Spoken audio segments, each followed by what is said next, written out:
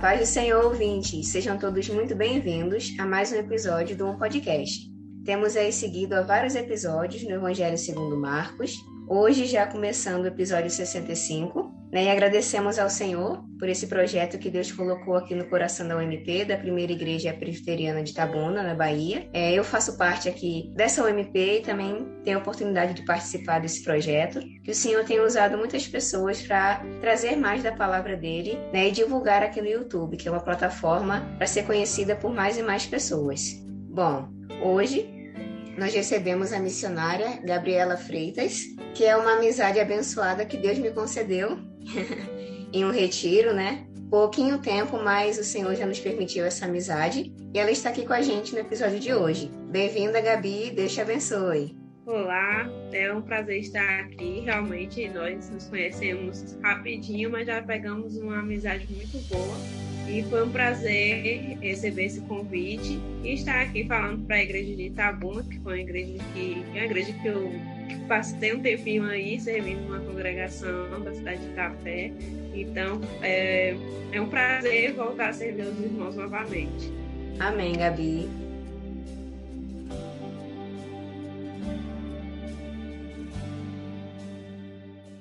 Então, vamos para a leitura do nosso texto de hoje, que é Marcos, capítulo 11, dos versículos 27 ao 33, que diz assim: Então regressaram para Jerusalém, e andando ele pelo templo, vieram ao seu encontro os principais sacerdotes, os escribas e os anciãos, e lhe perguntaram: Com que autoridade fazes estas coisas? Ou quem te deu tal autoridade para as fazeres? Jesus lhes respondeu: Eu vos farei uma pergunta. Respondei-me, e eu vos direi com que autoridade faço estas coisas. O batismo de João era do céu ou dos homens? Respondei. E eles discorriam entre si. Se dissermos do céu, dirá: Então por que não acreditam nele? Se, porém, dissermos dos homens, é de temer o povo, porque todos consideravam a João como profeta. Então responderam a Jesus: Não sabemos. E Jesus, por sua vez, lhes disse: Nem eu tampouco vos digo com que autoridade faço estas coisas. Tá com você, Gabi? Então, para a gente entender esse texto, a gente tem que olhar, assim como todos os textos que a gente vai estudar na Bíblia, a gente tem que olhar o contexto no geral, né? Esse texto é o finalzinho do capítulo 11, então se a gente for para o começo do capítulo 11, a gente já vai entender um bocadinho do que está acontecendo. Primeiramente, temos que saber que essa ocasião do texto que nós lemos agora se passa numa terça-feira. Nós sabemos disso justamente pelo contexto dos acontecimentos que vemos anteriormente. Nos 2 últimos dias a esse acontecimento, Jesus também estava no templo. Nós vimos que ele estava aqui, no versículo 27 diz: Jesus estava andando pelo templo quando vieram aos seus encontros os principais sacerdotes, os escribas e os anciãos. Nos dias anteriores, na segunda e no domingo, o Senhor também estava no templo. No domingo, após a entrada triunfal em Jerusalém, é uma história bem conhecida até, Jesus entra com um jumentinho que ele mesmo tinha profetizado onde estava. Nós podemos ver no versículo 11, que diz: depois que ele entrou com toda a multidão aclamando, diz: e quando entrou em Jerusalém, no templo, tendo observado tudo, como fosse já tarde, saiu para Betânia com os 12. Então, ele passou no templo, mas pelo jeito foi uma passagem rápida, né? O certo é que ele passou ali no templo no domingo, e na segunda também ele passou lá quando purificou o templo. Também é uma passagem bem conhecida, quando Jesus chega no templo, vê todas aquelas... o pessoal fazendo o templo de comércio, né? Então, Jesus purifica a purificação do templo, ele, a partir do versículo 15, eles dizem, foram para Jerusalém, né? Então, ele no templo passou a expulsar os que ali vendiam e compravam, derribou as mesas dos cambistas e as cadeiras dos que vendiam pombas. E logo depois, na terça-feira, o Senhor entra novamente no templo, só que Nesta ocasião, da terça-feira, ele estava ensinando no templo. E enquanto alguns homens estavam ali esperando, provavelmente esperando a oportunidade, né? A gente não sabe se eles já estavam ali escutando para ver quando eles falavam ou se eles já chegaram e foram lá falando. O certo é que eles foram para confrontar Jesus, né? Como nós vamos ver no decorrer do texto.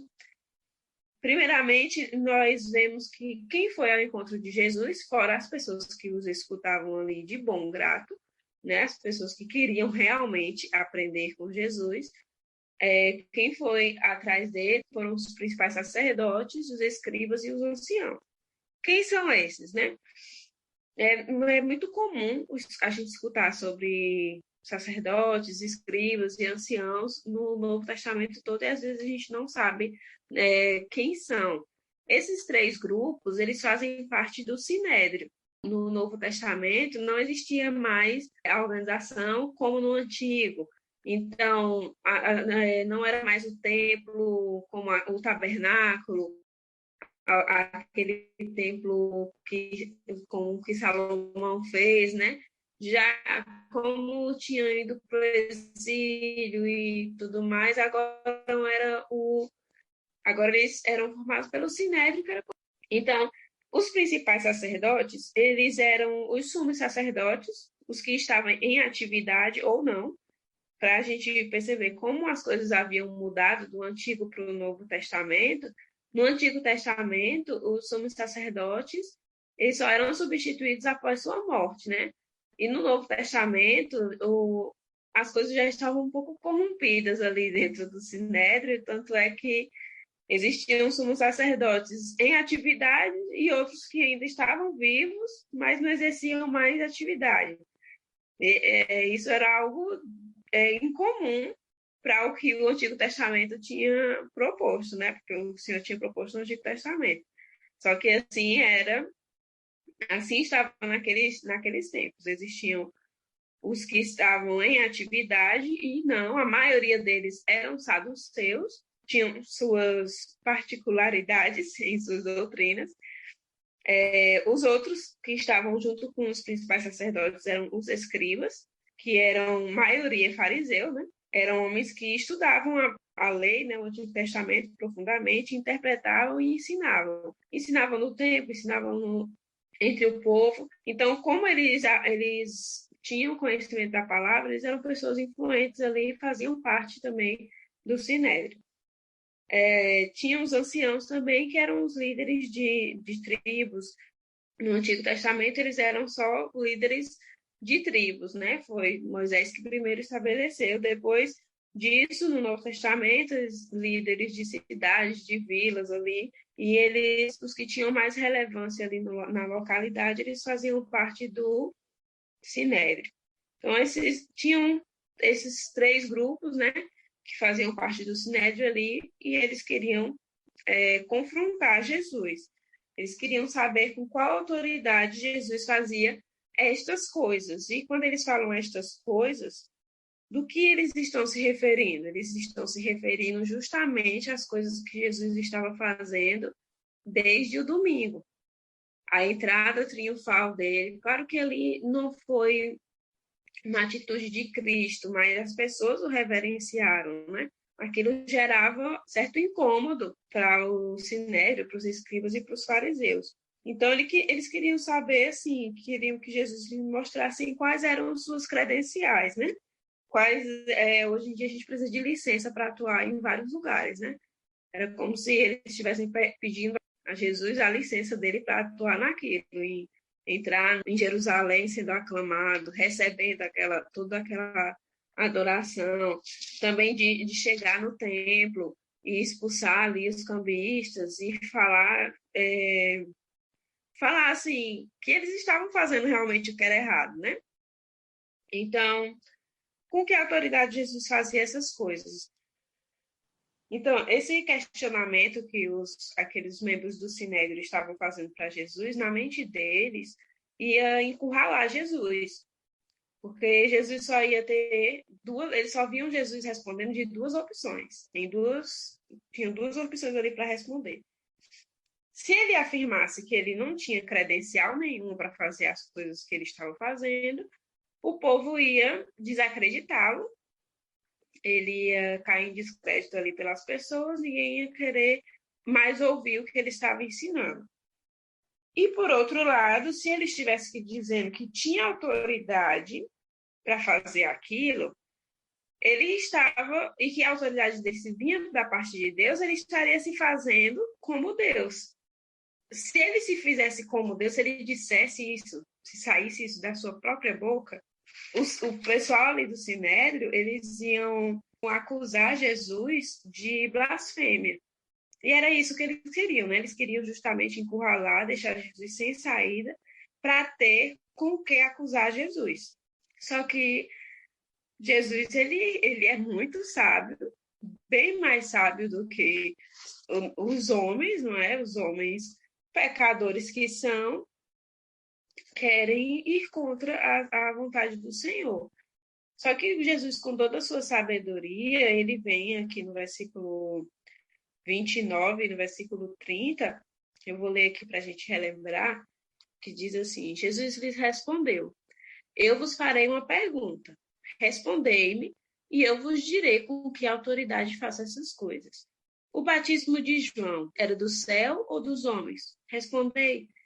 Então, o que Jesus faz? Jesus responde à acusação deles com outra pergunta. E assim ele domina os seus oponentes.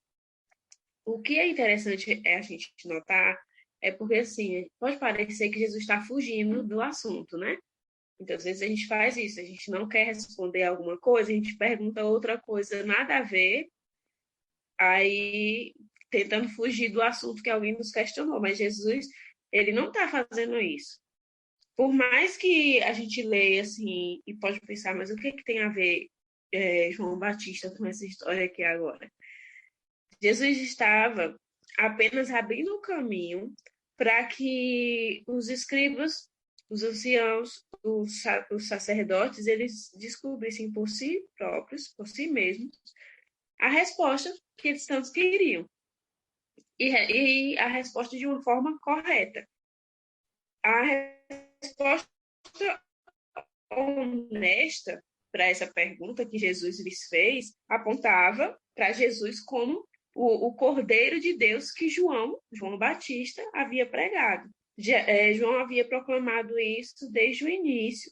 Indicava que a resposta honesta dessa pergunta também indicava que o direito e a autoridade que Jesus tinha para fazer essas coisas vinha da parte de Deus. Jesus não ia precisar exclamar isso com seus próprios lábios, porque estava nítido na interpretação da pergunta que ele fez de volta para aqueles homens.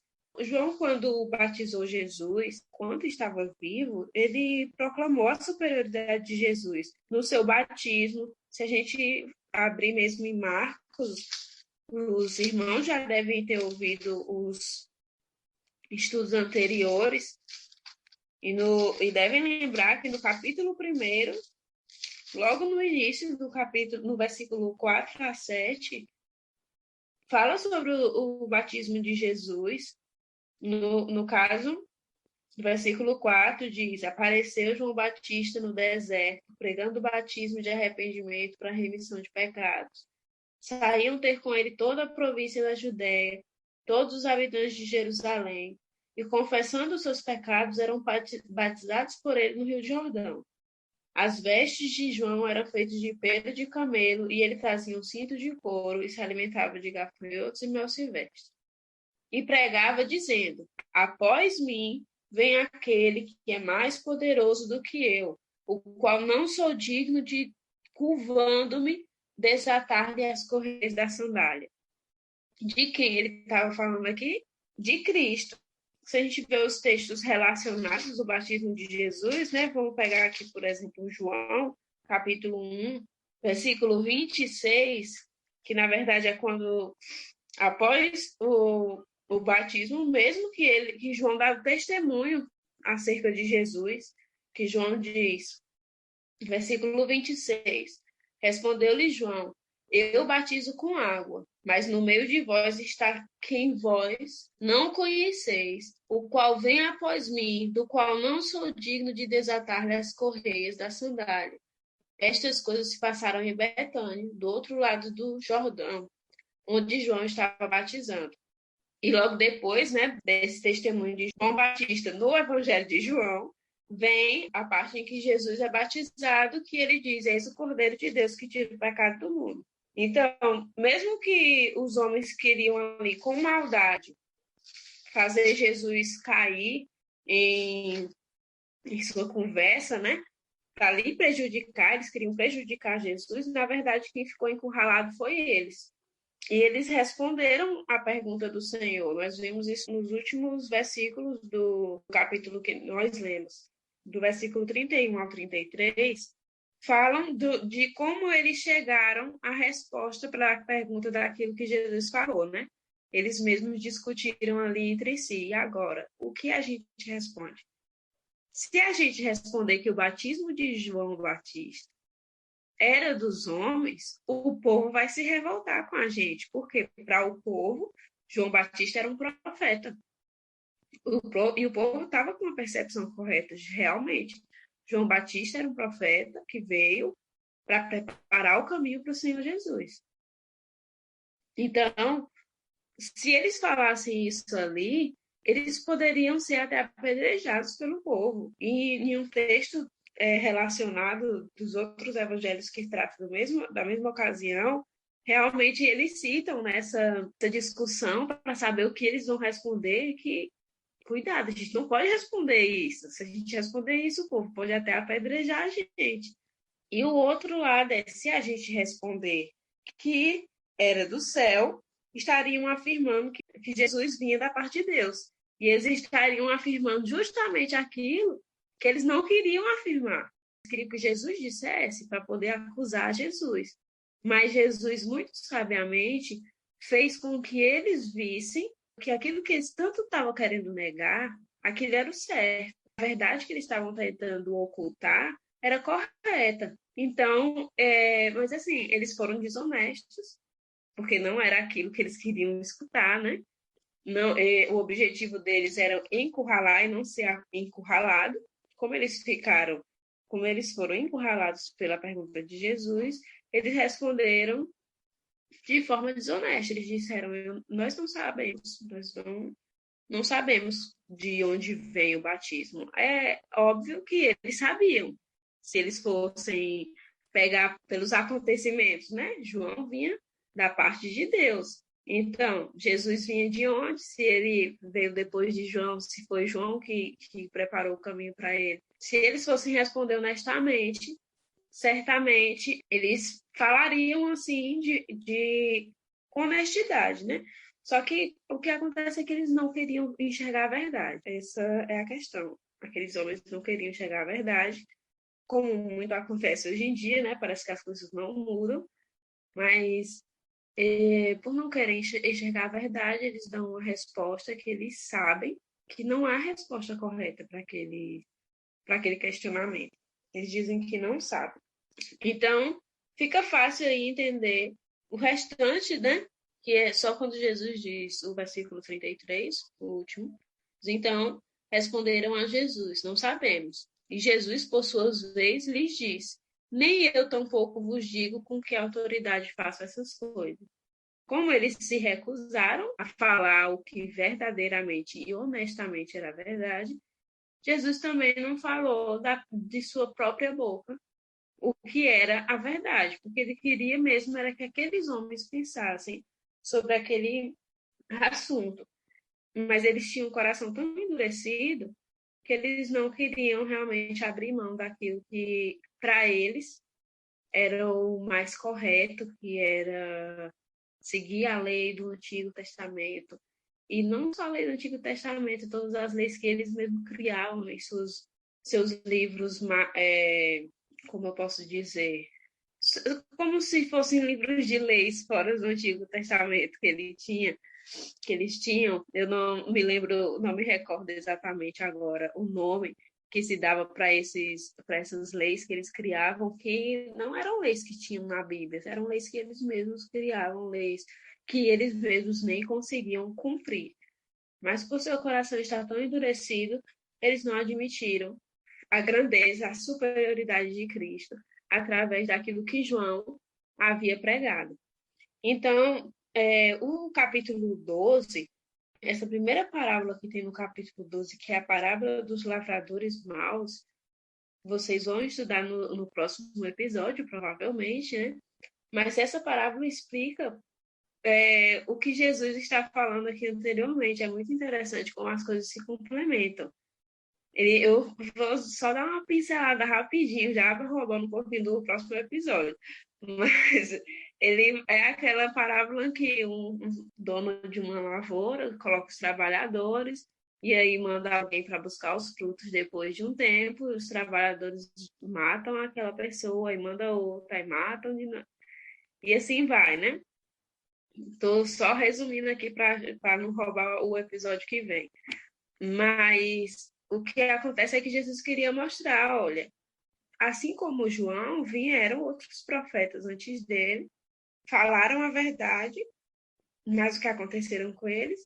Foram mortos, foram maltratados, porque falavam a verdade. João falava a verdade, qual foi o destino de João? A morte, porque João denunciava ali os maus hábitos, né, do rei ali daquela época. E também pregava o arrependimento dos pecados, né? Então, os cristãos hoje em dia, a gente não deve esperar menos do que isso. Eles fizeram isso com as pessoas, sempre acontece isso, com as pessoas que falam a verdade, com as pessoas que buscam a verdade. Elas são perseguidas, é algo natural. E Jesus explica por forma de parábola. Jesus explica todo o Antigo Testamento, até João Batista, até chegar nele, Jesus explica em forma de parábola ali no capítulo 12, vocês vão ver como isso vai se complementar muito bem com o texto que nós lemos hoje. Jesus vai explicar ainda mais claramente, só que é aquela questão, como o Senhor mesmo fala em trecho, né? Quem tem ouvidos para ouvir, ouça. E no caso, eu poderia dizer, né? Quem está com o coração disposto a ouvir a verdade, a pessoa vai descobrir realmente a verdade. Quem está com o coração disposto pela verdade, ela vai compreender isso aqui que Jesus está querendo falar. Ela vai estar disposta a saber qual é a vontade de Deus para a vida dela. Só que esses homens, eles não estavam dispostos a isso. Eles estavam dispostos apenas em acusar Jesus. Só que, pela sabedoria de Deus, como já falamos, isso não aconteceu. Então, que essa palavra realmente ocupe os nossos corações de forma que a gente venha pensar sobre isso. Se a gente, qual tem sido a nossa atitude, né? Em relação à verdade em si, a palavra de Deus em si. Nossos corações estão abertos para entender. Às vezes o ensino está assim na nossa frente, tão claro, e a gente não quer abandonar nossas crenças antigas, ou nossos hábitos antigos, nossos pecados de estimação, para poder lidar com aquilo que realmente é da vontade de Deus, para aquilo que o Senhor se agrada, para aquilo que é a verdade do Senhor. Essa foi a atitude dos escribas, dos fariseus, são atitudes que o Senhor condena. Que o nosso coração, então, não esteja andando por esse caminho, que não esteja andando com atitudes condenáveis, mas com atitudes que louvam a Deus, que nós possamos buscar cada dia mais fazer a vontade de Deus. Amém? Amém, Gabi. Boa palavra também, boa reflexão para gente. Então, que bom que você já deu uma pincelada no próximo episódio e já vai deixar um gostinho aí nos ouvintes. É isso mesmo, pessoal. À vontade. Isso, justamente isso, a parábola dos lavradores maus. Então, vamos orar para encerrar o episódio de hoje. Obrigada, Senhor, por mais este episódio. Obrigada pela vida de Gabi. Que o Senhor continue a abençoá-la sempre, abençoá-la também, né, em todas as áreas de sua vida, sua família, e que em tudo teu nome seja glorificado. Obrigada também, Senhor, por cada ouvinte, por mim também, que aprendo aqui junto da tua palavra, Que o Senhor nos ajude, Senhor, quebrante o nosso coração, que nós possamos realmente, não somente ser ouvintes, mas de fato ser praticantes da Tua palavra. Nos dê também, Senhor, sabedoria para lidar com situações, assim como o Senhor ali foi, de certa forma, apertado ali pelos saduceus, né? Pelos escribas, pelos sacerdotes, que o Senhor nos dê sabedoria também em situações no qual a nossa fé é colocada à prova, onde há questionamentos sobre nós, que o Senhor nos ajude nas nossas respostas, na maneira como nós vamos reagir, que sempre seja tudo para a Tua glória, Senhor, possamos responder de acordo com a Tua palavra. Obrigada por tudo, Senhor, por este episódio, continue a abençoar este programa, que cada dia mais pessoas possam ser alcançadas e a Tua palavra possa ser pregada como ela realmente é. É isso que eu te peço, te agradeço, em nome de Jesus. Amém. Amém.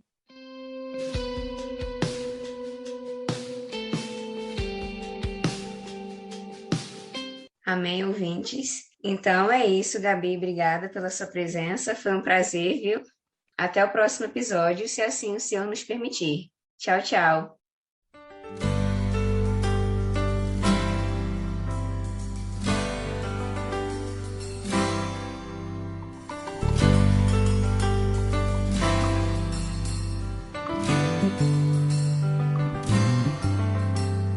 Todo o poder te foi dado no céu e na terra.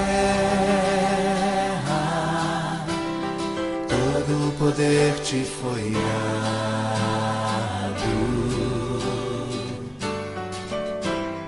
Deus, o Pai, te exaltou sobre todas as coisas. Deus, o Pai, te exaltou.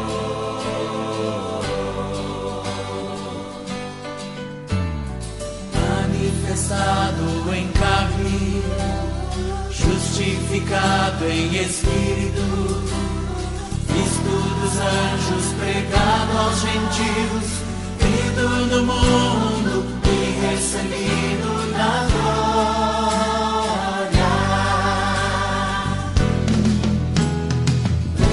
Levantai, ó portas, as vossas cabeças.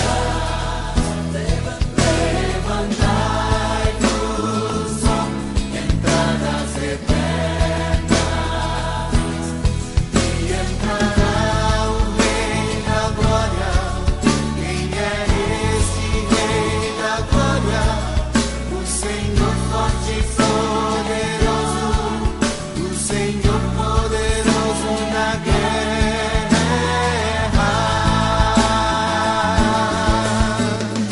Levantai, ó portas, as vossas cabeças. Levantai-vos, ó entradas eternas, e entrará o Rei da Glória. Quem é este Rei da Glória? O Senhor dos exércitos.